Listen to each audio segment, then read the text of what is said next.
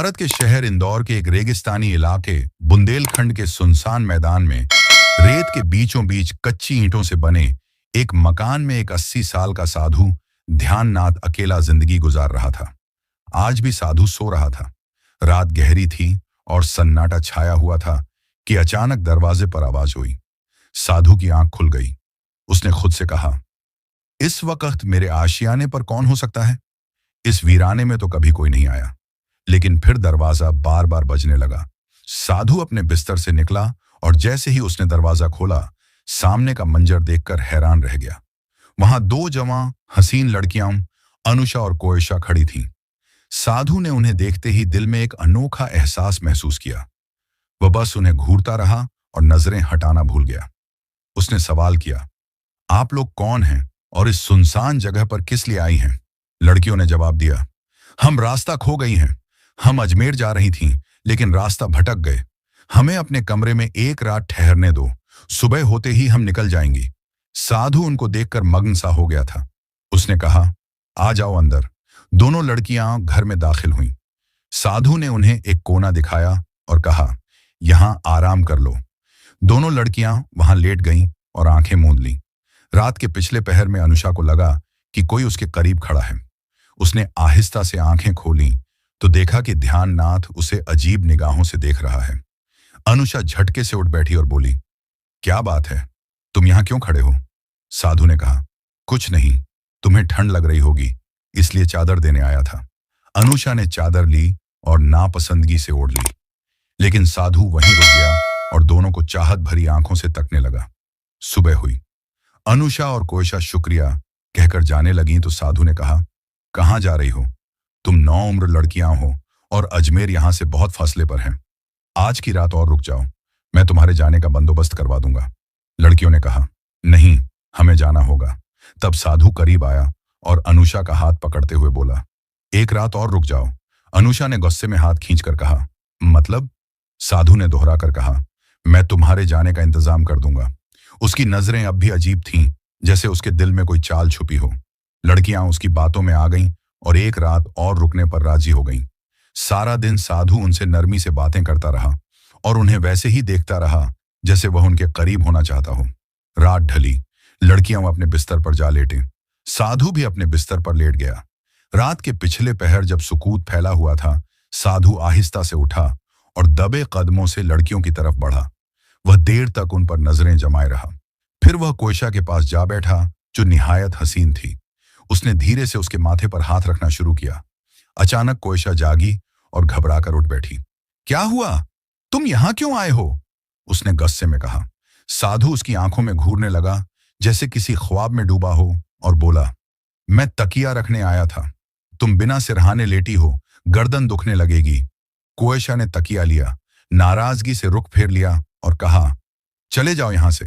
साधु अपने बिस्तर पर लौट गया। रात को वह खुद कलामी करने लगा। सुबह ये लड़कियां रवाना हो जाएंगी।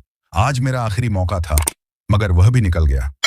फिर उसने अपने दिल को कहा, नहीं, मैं उन्हें यूं ही नहीं जाने दूंगा। कोई ना कोई बहाना ढूंढना होगा। इन्हीं ख्यालों में डूबा साधु आखिरकार सो गया। अगले दिन उसने कहा, तुम्हें एक रात मजीद रुकना होगा। लड़कियों ने हैरत से पूछा, क्यों? क्या मसला है? सब ठीक तो है? साधु ने धीरे लहजे में कहा, अभी तुम्हारे जाने का बंदोबस्त नहीं हो सका। उम्मीद है कल एक कारवां यहां से अजमेर की समत रवाना होगा। लड़कियों ने जब कारवां का सुना तो उन्हें सुकून हुआ। उन्होंने एक दूसरे को देखकर कहा, चलो कल कारवां के साथ निकल जाएंगे। आज की रात और ठहरते हैं। साधु यह सुनकर दिल ही दिल में खुश हो गया। उसने सोचा, एक रात और मिल गई। सारा दिन वह उन्हें दूर बैठकर देखता रहा। उसकी नजरें अब और भी भारी हो गई थीं। रात हुई। लड़कियां अपने बिस्तर पर जा सोईं। साधु भी अपने बिस्तर पर लेट गया, मगर उसका दिल बेचैन था। वह लेटा रहा, लेकिन उसकी आंखें छत की बजाय कोने में आराम करती लड़कियों पर जमी रहीं। उसकी सांसें तेज थीं और दिल में एक पुरानी ख्वाहिश जाग रही थी। आहिस्ता आहिस्ता वह उठा, चुपके से उनके पास गया और ऊपर से नीचे तक देखने लगा। पहले वह अनुषा के करीब बैठा और उसके बालों को धीरे से सहलाया। अचानक अनुषा जरा सी हिली। साधु को लगा कि वह जाग न जाए। वह घबरा कर उठा और कोयशा के पास चला गया। अब उसने कोयशा का हाथ अपने हाथ में लिया और देर तक उसके चेहरे को तकता रहा। उसकी आंखों में अब सिर्फ ख्वाहिश नहीं, बल्कि कोई पुराना जुनून जिंदा हो गया था। अचानक कोयशा की आंख खुल गई और वह चीख पड़ी। साधु ने फौरन उसके मुंह पर हाथ रख दिया ताकि आवाज ना निकले।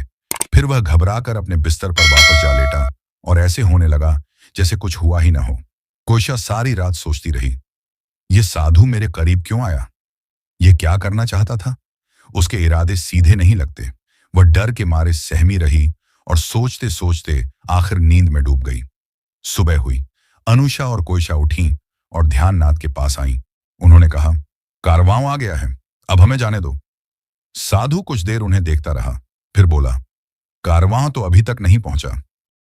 लड़कियां चौंक गईं, मगर तुमने तो कहा था कि कारवां आज आ जाएगा। साधु ने थकी हुई आवाज में कहा, हाँ आना था, शायद शाम तक पहुंचे। लड़कियों ने एक दूसरे को देखा और कहा, ठीक है, हम शाम तक इंतजार कर लेंगे। साधु ने बस सिर हिलाया और कुछ नहीं कहा। वह आंगन में बैठा था और दूर से लड़कियों को अजीब नजरों से देख रहा था। अनुषा ने कोयशा से कहा, इसकी नजरें मुझे अच्छी नहीं लग रही हैं। कोयशा ने सिर हिलाया और कहा, हाँ तुम सही कह रही हो, हमें तुरंत यहां से निकल जाना चाहिए। हम जवान लड़कियां हैं और इसके दिल में न जाने क्या चल रहा है।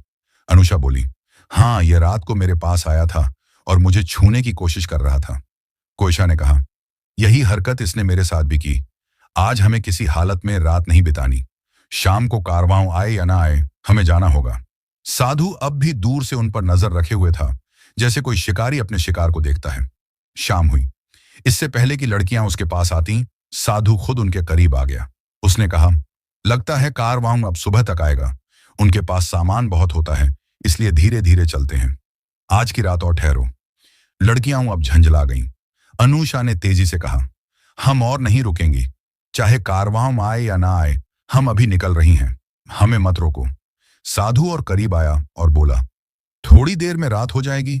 तुम जवान लड़कियां हो, इस रेगिस्तान में रात को कहां जाओगी? यहां जानवर भी घूमते हैं, अगर नुकसान पहुंचा तो? उसके लहजे में चिंता कम और चाल ज्यादा थी। लड़कियों को यकीन हो गया कि यह सब किसी नई चाल का हिस्सा है, मगर उन्होंने एक दूसरे को देखकर कहा, हमारे पास और कोई रास्ता नहीं, एक रात की बात है, रुक जाते हैं। उन्होंने सख्ती से कहा, ठीक है, मगर यह आखिरी रात है। कल सुबह चाहे कारवां आए या ना आए, हम निकल जाएंगी। साधु ने मुस्कुराकर कहा, ठीक है, मगर उसकी मुस्कान में कुछ और ही छुपा था। रात आई।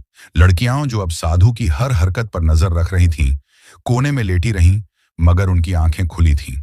वे डर और शक में डूबी हुई थीं और आहिस्ता आवाज में बात कर रही थीं। अनुषा ने कहा, उम्मीद है यह रात जल्दी गुजर जाए। कोयशा ने कहा, हाँ बस आंखें बंद करके ऐसे लेटे रहो जैसे हम सो गई हूं। साधु अपने बिस्तर पर लेटा था, मगर एक आंख खुली हुई थी। वह बार बार लड़कियों की तरफ देख रहा था कि वास्तव में सोई हैं या नहीं। जब उसे लगा कि वे हिल नहीं रही हैं, तो उसने आंखें मूंद लीं, लेकिन उसका दिल अभी भी बेचैन था। कुछ देर बाद जब उसे यकीन हो गया कि वे सो चुकी हैं, तो वह आहिस्ता से उठा और उनकी तरफ बढ़ा। वह लंबे समय तक खड़ा उन्हें देखता रहा, जैसे उनके अंदाज पड़ रहा हो। फिर वह अनुषा के पैरों के पास जा बैठा और धीरे धीरे उसके पैरों को सहलाने लगा। अचानक अनुषा की आंख हल्की सी खुली। साधु ने फौरन हाथ खींच लिया और पीछे हट गया। अब वह कोयशा के पास गया और उसके माथे पर हाथ फेरने लगा। कोयशा चौंक कर जाग गई, घबराकर करवट ली और चेहरा नीचे कर लिया। वह कुछ न बोली, मगर उसके अंदाज ने बता दिया कि वह जाग गई है। साधु खामोशी से उठा और अपने बिस्तर पर वापस आ गया। उसकी धड़कनें तेज थीं, मगर चेहरे पर कोई शर्मिंदगी नहीं थी। सुबह हुई। अनुषा और कोयशा उठी और सीधे साधु के पास गईं। उन्होंने सख्त लहजे में पूछा, हाँ आया क्या तुम्हारा कारवां, या अब कोई नया बहाना है? साधु कुछ देर चुप रहा, फिर बोला, कारवां नहीं आया। लड़कियां भड़क गईं। हमें तो पहले ही शक था कि कोई कारवां नहीं आने वाला। तुम हमें किसी और वजह से रोक रहे हो। अब हमें सब समझ आ चुका है। हम यहां एक पल भी नहीं रुकेंगी। अनुषा ने कोयशा का हाथ पकड़ा और कहा, चलो यहां से। जैसे ही वे झोंपड़ी से बाहर निकलने लगीं, साधु सामने आ गया और रास्ता रोककर बोला, तुम यहां से नहीं जा सकती। लड़कियां बोली, रास्ते से हट जाओ वरना हम जोर से चीखेंगी। साधु ने आहिस्ता कहा, तुम्हारी आवाज यहां कोई नहीं सुन सकता। उन्होंने कहा, तुम क्या चाहते हो? हमें क्यों रोक रहे हो? तुम तो हमारे पिता की उम्र के हो। कुछ तो शर्म करो, कुछ तो लिहाज करो। अनुषा ने कहा। साधु ने गंभीर आवाज में कहा, जैसा तुम समझ रही हो वैसा नहीं है। तुम जिस व्यक्ति को तलाशने अजमेर जा रही हो, क्या पता वह यहीं कहीं हो। लड़कियां गुस्से से बोली, हमें एक पल भी नहीं रुकना। ये तुम कैसे जानते हो कि हम अजमेर में किसी को ढूंढने जा रही हैं? साधु बोला, यह बात अभी नहीं बता सकता, लेकिन अगर आज की रात यहीं रुको तो यह तुम्हारे लिए बेहतर होगा। लड़कियां हैरान रह गईं। वे सोचने लगीं, इस बूढ़े को क्या हो गया है, बार बार क्यों रोक रहा है? साधु ने कहा, मैंने कहा ना, बस एक रात और रुको। कल सुबह तुम्हारे सारे सवालों के जवाब मिल जाएंगे और शायद अजमेर जाने की जरूरत भी ना रहे। लड़कियां अब उलझन में थीं। वे एक दूसरे को हैरत से देखने लगीं। ये कैसे जानता है हम किसको ढूंढ रही हैं? उनके दिलों में सवालों का तूफान था, मगर अब उन्हें साधु पर बिल्कुल विश्वास नहीं रहा। उन्होंने उसे धक्का दिया और झोंपड़ी से निकल गईं। साधु उनके पीछे भागा और बोला, रुको, सब कुछ बर्बाद हो जाएगा अगर तुम चली गई तो। काफी दूर जाकर लड़कियां थक कर बैठ गईं। उनकी सांसें फूल रही थीं, मगर दिलों में डर और बेचैनी बाकी थी। अचानक साधु हाँफता हुआ उनके करीब आ गया। उसकी सांसें तेज थीं, मगर लहजा वहीं रहस्यमय था। मैं आखिरी बार कह रहा हूं, आज रात मत जाओ। अगर इस रात मेरे साथ इस झोंपड़ी में रुको तो शायद अजमेर जाने की जरूरत ही ना रहे। लड़कियों ने थके हुए लेकिन सख्त अंदाज में कहा, अगर कोई बात है तो साफ साफ क्यों नहीं बताते? साधु ने गहरी सांस ली और कहा, वह बात मैं अभी नहीं बता सकता। अगर मैंने अभी बता दिया तो सब कुछ बर्बाद हो जाएगा, मगर इतना जरूर जान लो कि तुम दोनों अपने भाई को तलाश करने निकली हो। यह सुनकर अनुषा और कोयशा के कदम जैसे जमीन में जम गए। उनकी सांसें रुक सी गईं। हाँ, हम अपने भाई आर्यो को ढूंढ रही हैं। वह कई वर्षों से लापता है। हमने कई गांवों में तलाश किया। अब हम इंदौर जाने वाले थे। लेकिन तुम्हें यह सब कैसे पता? कोयशा ने चौंक कर पूछा। ध्याननाथ ने गंभीरता से जवाब दिया, मुझे सब पता है, मगर तुम्हें मेरे साथ एक रात बितानी होगी, तभी मैं तुम्हारे सारे सवालों का जवाब दे पाऊंगा। यह सुनकर दोनों बहनें सहम गईं। एक दूसरे की ओर डर भरी नजरों से देखा। शक, डर और उलझन उनकी आंखों में साफ झलक रही थी। अनुषा ने आखिर कहा, ठीक है, लेकिन यह आखिरी रात होगी। इसके बाद अगर कोई बात हुई तो हम और कुछ नहीं सुनेंगी। ध्याननाथ का चेहरा खुशी से खिल उठा। उसकी आंखों में एक चमक थी जैसे मंजिल करीब आ गई हो। वे सब वापस झोंपड़ी की ओर चले।